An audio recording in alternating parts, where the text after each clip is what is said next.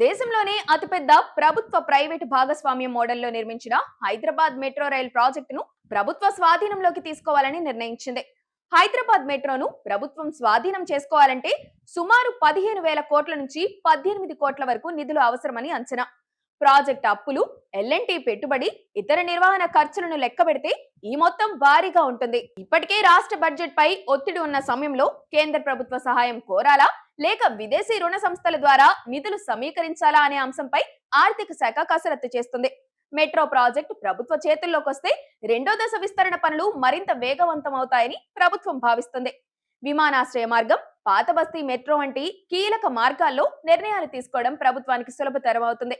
Private భాగస్వామి నిబంధనల అడ్డంకులు లేకుండా ప్రభుత్వం సొంతంగా నిధులు కేటాయించి నగరం నలుమూలలా మెట్రోను విస్తరించే అవకాశం కూడా ఉంటుంది. హైదరాబాద్ మెట్రో స్వాధీనం అనేది కేవలం ఒక వ్యాపార లావాదేవీ మాత్రమే కాదు, ఇది నగర ప్రజా రవాణా ముఖ చిత్రాన్ని మార్చే అతిపెద్ద నిర్ణయం. ఎల్ఎన్టీ నుంచి వాటాల బదిలీకి సంబంధించి ప్రస్తుతం చర్చలు తుది దశలో ఉన్నాయి. ప్రభుత్వం క్లారిటీ ఇస్తే రాబోయే కొద్ది నెలల్లోనే హైదరాబాద్ మెట్రో పూర్తి స్థాయిలో ప్రభుత్వ సంస్థగా రూపాంతరం చెందుతుంది. ఆ తర్వాతే మెట్రో విస్తరణ గురించి అడుగులు ముందుకు పడే అవకాశం కూడా ఉంది.